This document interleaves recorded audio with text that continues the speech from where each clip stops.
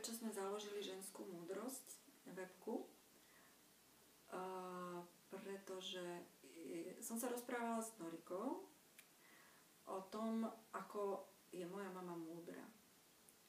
Ako má v sebe, aj keď ona nevyštudovala žiadnu školu, má v sebe obrovskú múdrosť, takú prirodzenú, taký sedliacky rozum, ale taký naozaj, že vie, kedy čo má urobiť, vie v domácnosti proste všetko zvládnuť tak, aby boli všetci spokojní a aby bola domácnosť v poriadku. A ja sa mám od nej veľmi veľa čo učiť.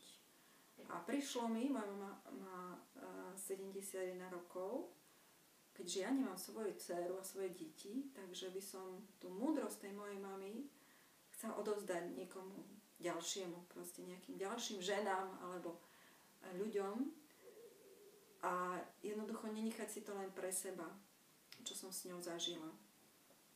A keď sme sa o tom s Norikou rozprávali, tak Norika povedala, že by sa to mohlo volať ženská múdrosť. Takže je to na počesť mojej mamy.